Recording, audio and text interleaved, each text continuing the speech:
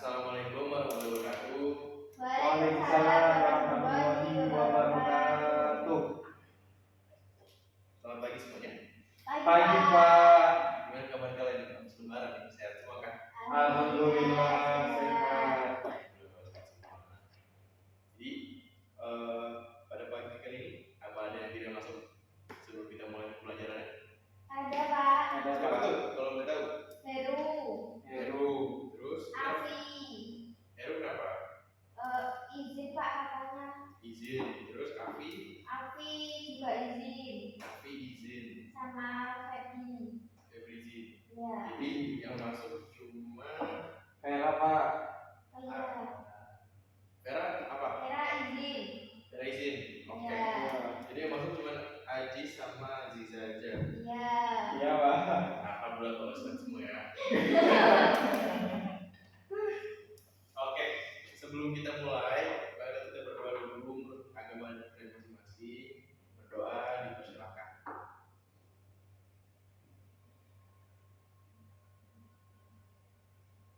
Berdoa selesai.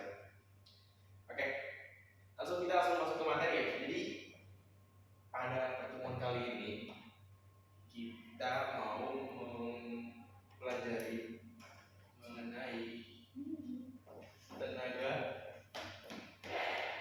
endogen Dan eksogen ya Pak. Betul. Dan tenaga eksogen. Nah, dari pertemuan sebelumnya kita telah membahas mengenai karakteristik lapisan permukaan bumi. Nah, ini di tenaga endogen dan tenaga eksogen ini termasuk ke dalam proses dari litosfer. Kenapa litosfer? Karena pada proses tenaga endogen dan eksogen ini terjadi pada proses permukaan bumi yang menyangkut pada batuan, tanah dan lainnya. Seperti itu ya. Oke, kita langsung bisa dilihat gambar di atas. Pada gambar kiri itu termasuk proses tenaga apa? Kira-kira. Gambar kiri dan kanan ada yang bisa disebutin? Eksogen. Eksogen Pak. Yang mana yang eksogen? Yang kiri. Yang kiri. Oh ya, Yang kanan. Betul ya? Iya. Yang kanan itu termasuk tenaga Ya, eksogen. eksogen. Karena itu proses melakukan. Nah yang kiri itu termasuk apa? Endogen. Endogen. Endogen. Betul. Karena itu termasuk dalam gempa bumi. Gempa bumi. Gempa bumi.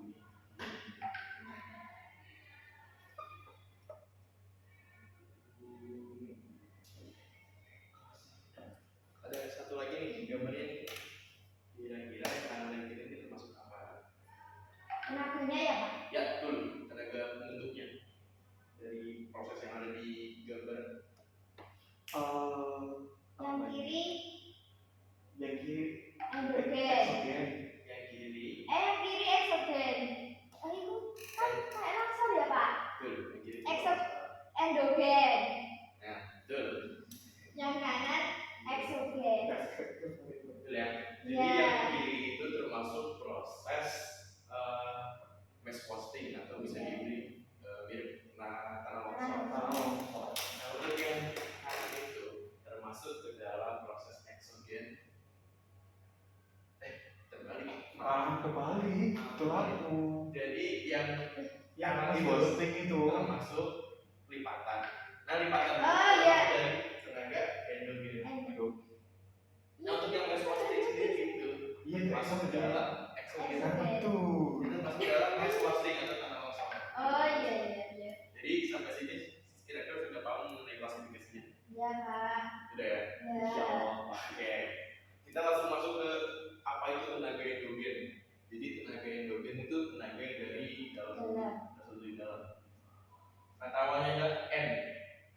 Kita langsung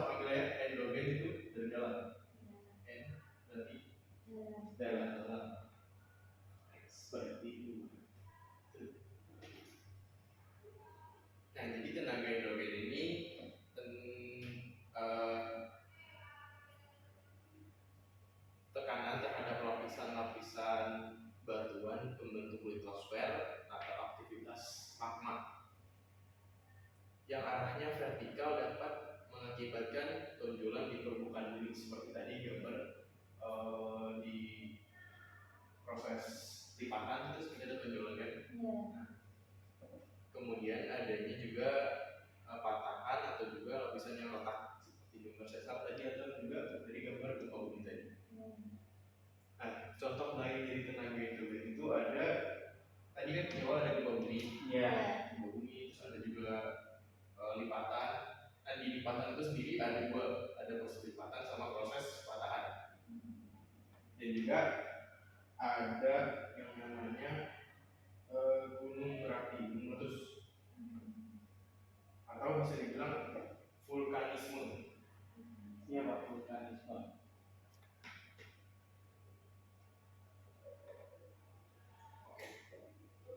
Mungkin dari materinya ada yang ditanyakan? Tidak, Pak. Tidak. Iya Pak. Kita bisa lanjut ke materi selanjutnya. Iya. Nah, di selanjutnya ada proses tektonisme. Nah, di tektonisme sendiri ini ada pembagian menjadi dua. Apa kira-kira? Apa ada yang pernah belajar mengenai tektonisme ini? Belum, Pak. Belum ya? Belum. Jadi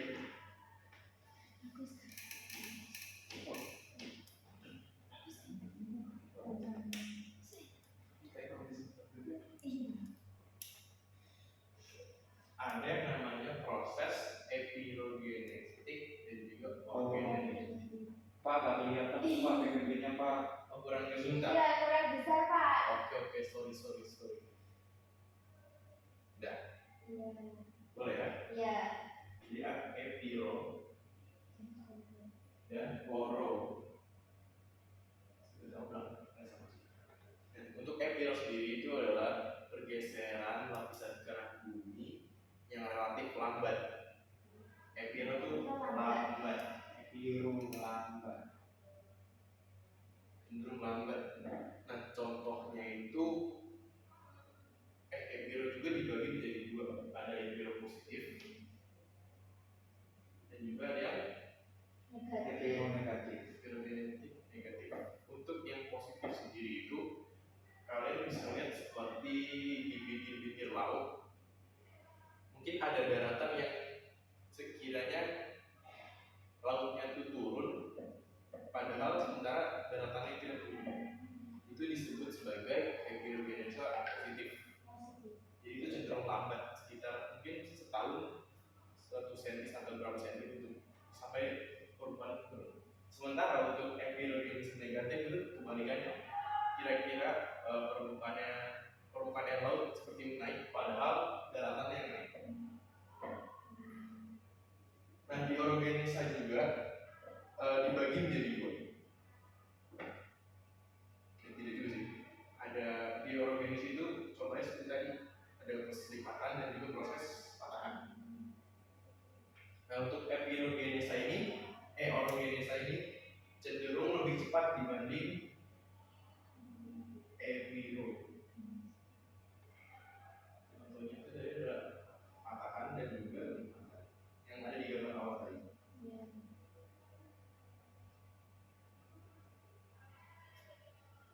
Jadi kalau yang digambar pada gambar ini termasuk proses patahan. Karena seperti patah gitu kan, nggak ada melipat gitu. Iya Pak. Oke, jadi kita bisa lanjut. Nah, selanjutnya nih, vulkanisme mungkin ada yang tahu apa itu komponen dari vulkanisme sebelumnya tadi.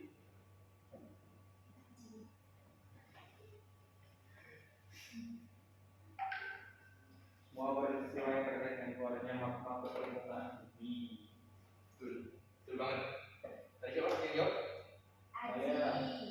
Keren Haji, bisa menjawab dari vulkanisme itu apa ya? Jadi menarik. Tadi ada proses ini vulkanisme.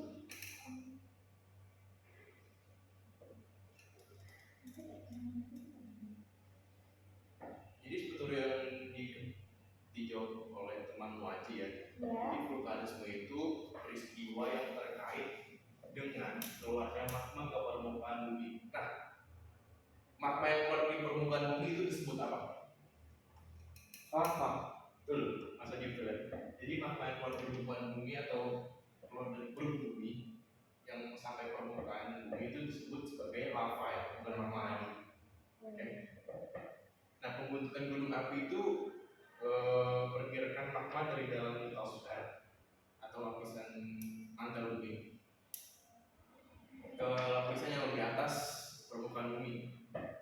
Jadi seperti yang gambar di sana tuh, kita bisa lihat misalnya ini sebagai lempeng, Iya. lempeng kedua, lempeng samudra kan ada dua lempeng ya, lempeng kedua dan lempeng samudra. Ini kita anggap sebagai lempeng samudra. Ini lempeng kedua. Nah, untuk seperti peristiwa di sini, lempeng yang menunjang ke bawah disebut sebagai proses subduksi. Subduksi lempeng. Ya. Jadi di sini ada yang namanya mantel bumi. Pada lapisan bumi pertemuan kemarin kita belajar mantel. Mantel bumi itu cenderung panas dan juga bersifat cair. Jadi seperti liquid gitu ya. Jadi tidak padat dan juga tidak cair banget. Jadi mampu menggerakkan lempeng-lempeng di atasnya. Nah, dari proses ini, subduksi ini melebur di sini oleh mantel bumi. Akhirnya hasil proses leburan ini menyebabkan terjadinya pembentukan magma yang disebut di sini jadi dapur magma, sehingga di sini akan menyebabkan terbentuknya gunung api. Oke, paham? Lava. Oke. Nah, kapan gunung api itu bisa meletus? Kalau isi perutnya udah penuh. Udah penuh. Ya, analoginya kurang lebih seperti itu. Jadi gunung api itu mampu meletus atau mengeluarkan isinya kalau di dapur magma ini tidak kuat menampung lebih banyak magma yang ditampung. Jadi udah penuh Pak. Betul. Seperti Jadi seperti dapur magma itu sudah penuh, tidak kuat menampung lagi, sehingga magma yang di sini di dapur magma ini harus dikeluarkan melalui gunung berapi. Nah, itu disebut sebagai proses seperti ada manusia Pak ya. betul. Ya kurang lebih analogi seperti itu. Kalau kita sudah kenyang, kita harus mengeluarkan apa yang kita telah makan. Nah, gunung api juga begitu kurang lebih. Jadi kira-kira sudah tahu. Iya, yang dikeluarkan itu namanya lava tadi. Betul. Jadi yang di dalam sini magma, di sini namanya lava. Oke. Jadi kira-kira sudah paham ya? Ya Pak. Sudah paham mengenai proses vulkanisme itu ya? Ya Pak. Nah, untuk itu ada pertanyaan yang Bapak bingung nih. Kan di Indonesia ini dikategorikan sebagai negara yang dilewati cincin api atau ring of fire. Nah, itu kenapa tuh? Kenapa Indonesia dilewati negara ini di sebagai katakan negara cincin api? Karena Indonesia dilewati oleh garis atau itu yang Kurang tepat.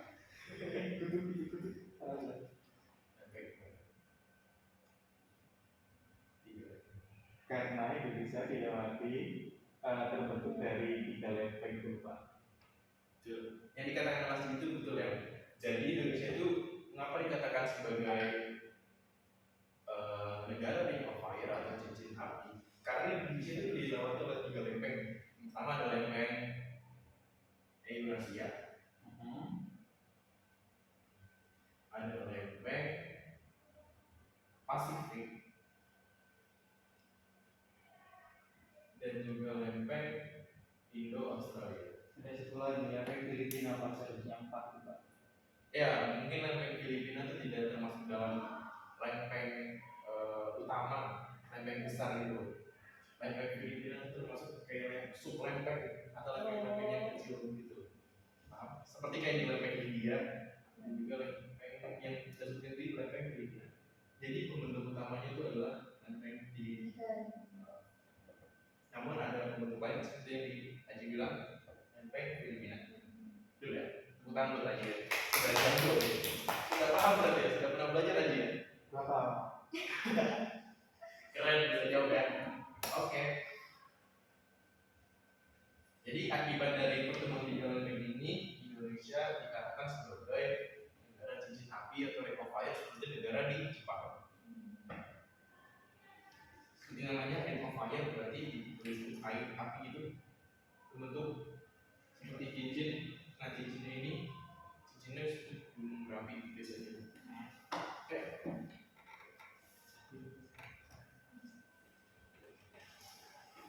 Oke, kita masuk ke materi endogen selanjutnya, yaitu seisme. Kita masuk ke seisme atau gempa bumi.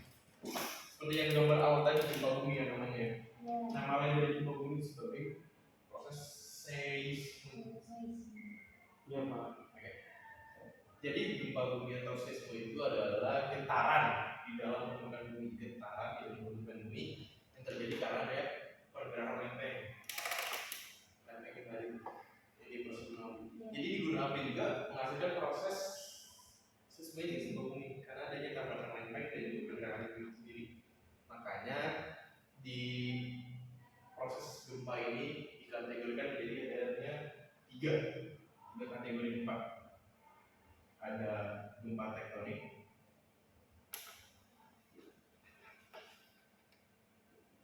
gempa vulkanik, dan juga gempa lingkungan.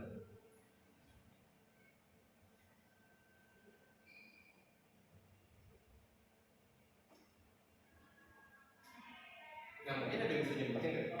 Pak menyebutkan mengetahui apa itu gempa tektonik? Belum Pak. Belum ya? Belum. Seperti namanya tektonik, jadi ini berkaitan dengan lempeng. Jadi gempa tektonik itu dikaitkan dengan pergerakan lempeng.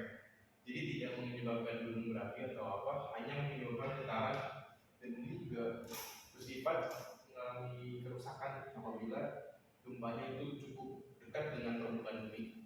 Gempa yang cukup dekat dengan permukaan bumi. Jadi ini berkaitan dengan lempeng. Kalau vulkanik berkaitan dengan Gunung. gunung berapi. Betul. Jadi untuk vulkanik itu berkaitan dengan gunung berapi. Nah, kalau yang runtuh udah dibahas dulu. Sama Pak. Gempa runtuhan.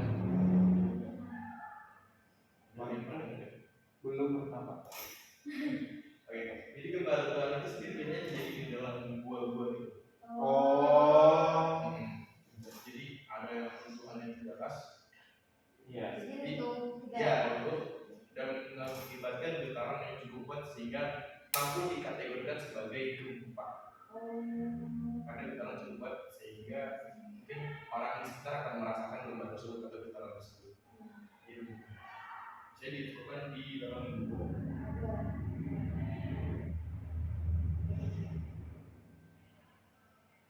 Nah, mungkin dari ketiga gempa ini ada yang pernah ngerasain? yang tektonik. Tektonik. Kapan tuh kira-kira? Kemarin, Pak. Kemarin. Kemarin ya? Ya. Jadi kalian ngerasain juga ya? Ya. Jadi ini gempa tektonik di Indonesia pasti bakal sering terjadi gempa karena tadi berapa lempeng? Tiga lempeng. Betul banget. Udah ya. Nah, tadi kan ini termasuk ke dalam proses tenaga Endogen. endogen. Dari ada tektonik, vulkanik, dan juga nah, dari ketiga ini apa ada yang ditanyakan? Apa ada yang masih lupa? Sudah Pak. Sudah ya. Oke, kita lanjut ke dalam materi selanjutnya mengenai tenaga eksogen. Jadi tenaga eksogen itu merupakan kebalikannya dari tenaga endogen. Kalau eksogen endogen itu dihasilkan dari dalam, kalau eksogen itu dari luar. Dari luar. Oke. Biasanya itu disebabkan oleh unsur atmosfer, hidrosfer,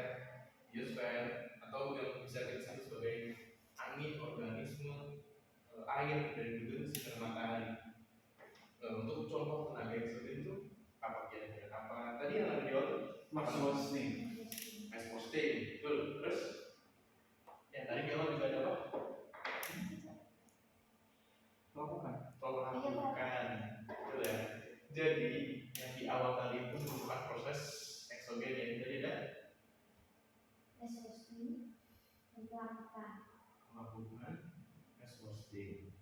Nah ternyata nggak ada cuma dua itu aja, ada dua lain lagi. Di total tenaga eksogen itu ada 4, dikategorikan menjadi 4.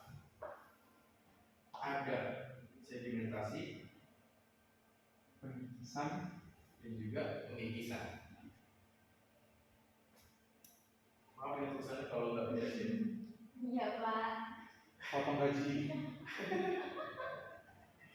Oke, kita langsung masuk ke tenaga eksogen itu di melakukan. Kalian pernah lihat nggak sih di batu-batu itu ada lumut-lumut gitu? Iya. Pernah lihat ya? Iya. Saya di kayak sungai-sungai gitu, gitu ya. Nah, itu merupakan proses melakukan. Melakukan yang disebabkan oleh tumbuhan. Itu disebut sebagai pelapukan biologis atau organik. Karena disebabkan oleh makhluk hidup, lumut. Jadi di pelapukan itu sendiri ada 3 macam, ada mekanik, kimiawi dan juga biologis. Kimiawi. Tolong yang di belakang boleh dengerin dulu ya. Iya Pak. Jadi penjelasan cukup rumit ya, ada 4 ya. Tolong yang di belakang dengerin. Oh ya, di situ ya. Oke. Jadi kalau ada kimiawi, mekanik, Mekanik, biologis. dan juga biologis.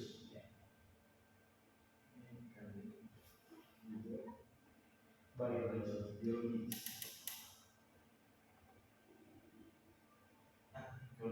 Kan tadi yang biologis ini udah deh, oleh Makhluk hidup. mekanik ini itu seperti oleh angin, cahaya matahari yang cukup ekstrim sehingga menyebabkan batu akan terbentuk seperti itu, kayak mengelupas gitu. Nah, untuk yang kimiawi sendiri seperti namanya kimiawi berunsur oleh cairan-cairan asam atau hujan segala macam. Nah, kalau dari gambar sendiri, ini merupakan proses batu pelapukan mekanik karena adanya seperti terpapar cahaya matahari, suhu ekstrim dan air yang sehingga akan menyebabkan proses pelapukan seperti gambar. Oke, sudah paham? Nah, untuk yang selanjutnya ini adalah proses pengikisan dulu. Pengikisan. Mungkin ada yang pernah dengar pengikisan? Apa ada yang pernah dengar nama lain dari pengikisan? Abrasi. Abrasi termasuk pengikisan. Cuman nama lain dari pengikisan itu sendiri disebut erosi. Betul ya? Betul. Seperti itu namanya. Jadi untuk di pengikisan, nama lain pengikisan itu erosi. Nah, erosi ini adalah proses pelepasan dan pemindahan massa batuan secara alami oleh tenaga yang ada di atasnya seperti tadi, angin segala macam.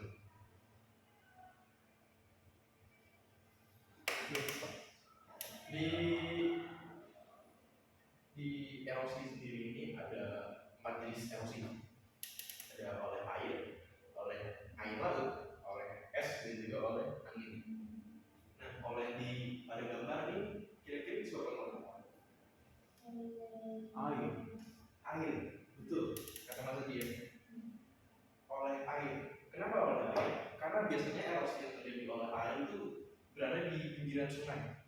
Karena tanah tidak mampu atau tidak kuat menahannya, sehingga tanah akan terkikis dan membentuk seperti berikut. Dan tumbuhannya itu akarnya akar terlihat. Itu karena tanahnya terkikis oleh air. Dan biasanya ini terjadi di pinggiran sungai. Jadi oleh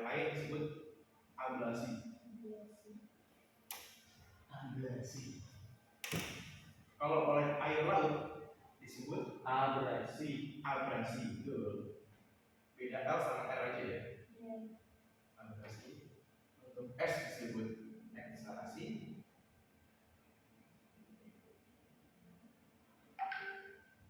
Dan oleh angin disebut deflasi. Nah, untuk yang angin sendiri itu jarang terjadi di Indonesia ya. Hanya terjadi di beberapa tempat aja. Seperti Gunung Pasir di Jogja, ada pernah lihat, ada pernah nggak? Atau Pernah pernah lihat di internet? Nah, Iya. itu seperti itu. Dan juga mungkin akan sering terjadi di negara-negara Timur Tengah atau yang memiliki gurun yang luas. Apalagi ekshalasi yang disebabkan oleh es. Di Indonesia sendiri kan es jarang ya. Iya. Enggak ada. Mungkin Nggak tidak ada ya. Papuanya. Itu di Papua hanya ada di ujungnya saja. Mungkin tidak akan menyebabkan pengikisan. Tapi negara-negara di Eropa yang memiliki 4 musim itu pasti akan ada tanah yang menyebabkan ekshalasi atau pengikisan oleh es.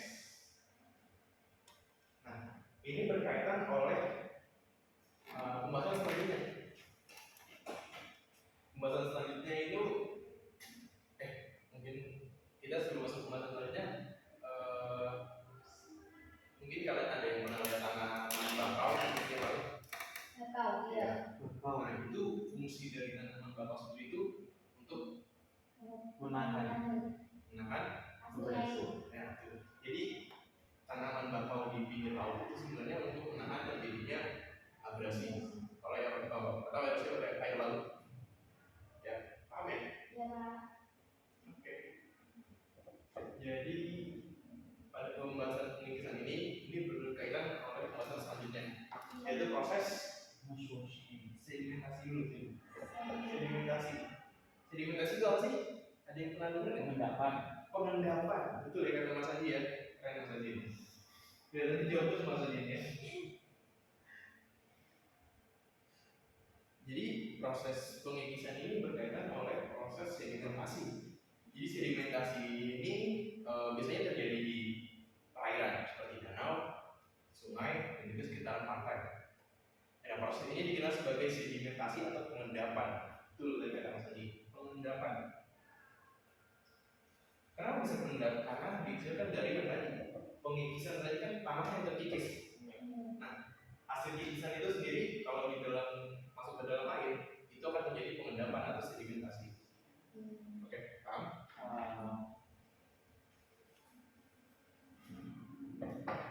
Nah, pengendapan ya. Jadi proses ini terjadi ketika masa batuan atau tanah mengendap di tempat setelah erosi dan transportasi. Oke. Jadi di sedimentasi ini ada 3 jenis. Biasanya di dekat perairan, kira-kira ada berapa jenis nggak? Di perairan apa aja kira-kira 3 jenis itu? Fluvial di sungai. Fluvial di sungai. Teori karena angin. Karena angin, betul ya. Marin karena di laut. Oke, betul ya kata Mbak Aziza ya, boleh. Tepuk tangan boleh. Keren ya. Cepat juga ya pahaminnya. Kira-kira ini materinya mudah apa? Udah. Mudah ya. Keren. Oke. Jadi betul ya. Fluvial di sungai. Iya. Eolin karena Angin. angin. Dan juga marin. Marin itu di gitu.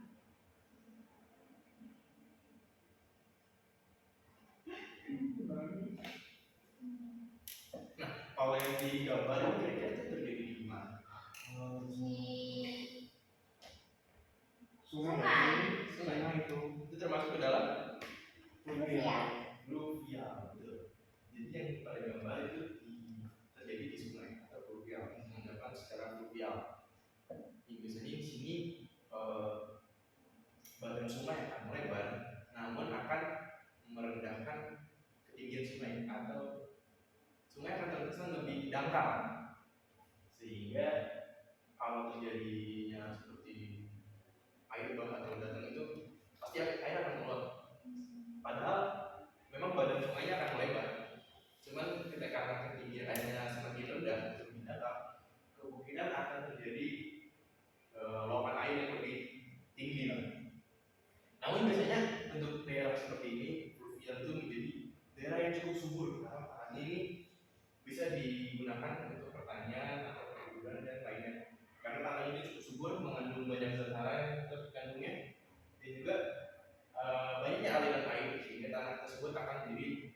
lembab untuk ditumbuhi tanaman.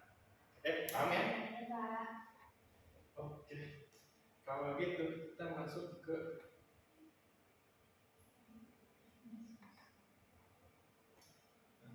proses terakhir dari eksogen, yaitu mesosin.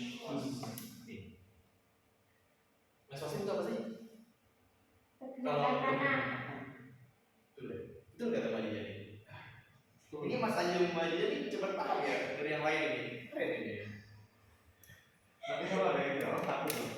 Kayak aku sama. Gak apa-apa.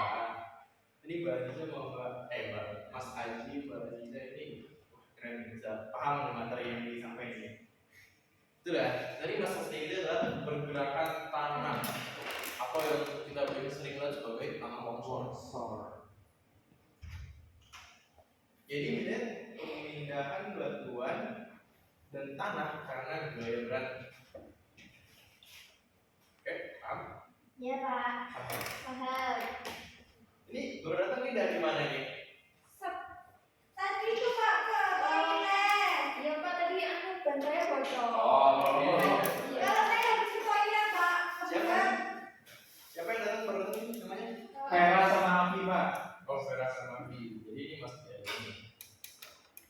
Oke.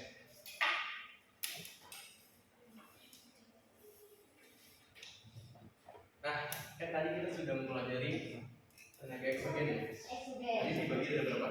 Ada 3. Apa aja? Lakukan Terus, mesosin, sedimentasi, Erosi. Erosi. Iya, jadi ada sedimentasi, melakukan pengikisan.